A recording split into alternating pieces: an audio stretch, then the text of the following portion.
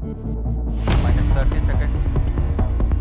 In front of the International Space Station. 3, 2, 1. The mission is completed.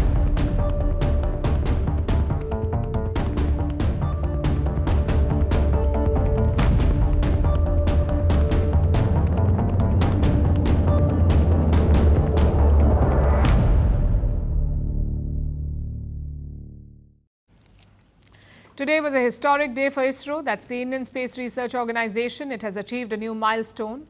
Today, ISRO launched its 100th rocket.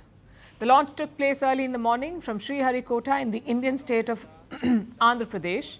The mission carried a navigation satellite into orbit. The first launch of this year, 2025, has been successfully accomplished, with GSLV F-15 launch vehicle precisely injecting the navigation satellite NVS-02 in the required intended orbit.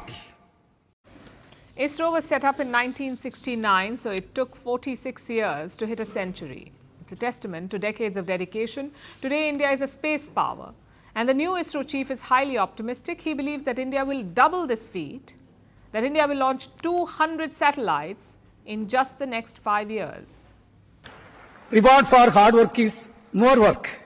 And ISRO has got very busy year ahead with many missions lined up in the coming months. You all know we are progressing extremely well for the preparation of the first uncrewed G1 mission as part of the Gaganyaan program. So India's space ambitions are soaring, but thousands of kilometers away, another space mission has taken a very different turn. We are talking about NASA and its stranded astronauts. Back in June 2024, two NASA astronauts blasted off to space, Sunitha Williams and Butch Wilmore.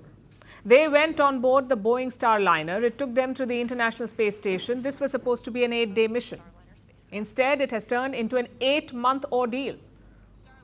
Technical failures plagued the Starliner. Boeing could not fix the problem. After many delays, they planned to bring them back in March, that too on a SpaceX rocket. But now the US has a new president, and he wants to fast-track the return of American astronauts. How will Donald Trump do that? By ordering his BFF Elon Musk. As you know, SpaceX is Musk's company. It was already set to bring the astronauts back, but President Trump, being Trump, wants it done now. His intervention has raised eyebrows. American presidents usually keep their hands off NASA's operations. Space missions are supposed to be above politics. But with Trump, the old rules do not apply. He claims the astronauts were abandoned by Joe Biden and that he will be the one to bring them home. Clearly, this is a political move. But for a moment, let's also look at the bigger story. Space exploration is a grand theatre. And today, two contrasting events are unfolding here. ISRO completing its 100th launch and NASA struggling to bring its people back. The moment mirrors an age-old fable, the tale of the hare and the tortoise. You see, when India entered the space race, it did so in the shadows of Cold War superpowers. The beginnings were humble. Rockets transported on bicycles, satellites ferried on bullock carts, cartoons mocking our space missions. Meanwhile, both the US and the Soviet Union were hurtling towards the moon, their ambitions fueled by deep pockets. But history, much like the fable, often favors the steady and the persistent. India's approach was budget-conscious and methodical. Slowly but surely, we are closing the gap. With the Chandrayaan and Mangalyaan missions, ISRO reached the moon and Mars. That too on a shoestring budget, achieving what NASA did, but at a fraction of the cost. Now, with its 100th satellite launch, India has demonstrated the need for consistency. On the other hand, NASA's struggles, in fact, serve as a reminder that even the mightiest can stumble.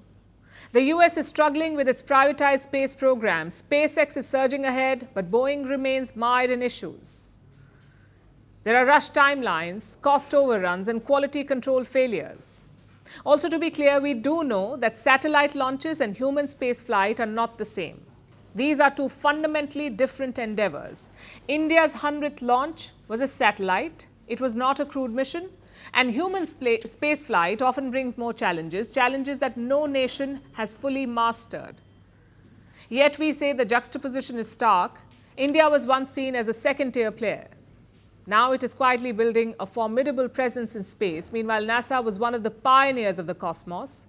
It now finds itself scrambling for solutions. And this shift in the space race is not just about technology, it is also about philosophy.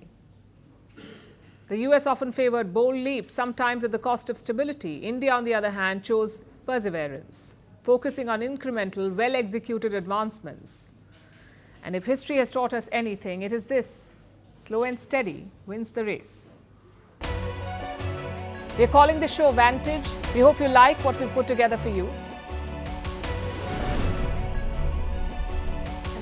Touted as the minimum two-ways defense from that video.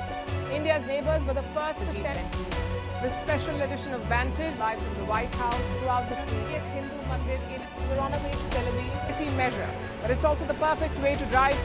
I don't think that Prime Minister of Bhutan, Sherin Tagwe. Welcome to 60% of the world's office. Prime Minister Modi did the iron. we were actually How are you doing? How do you like? It's been 1 year since that meeting. Iron bars separate you from the outside. Out the vote effort. Trump had, it says, and at $4.3 trillion.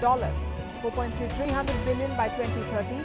That's what we need to tackle climate change.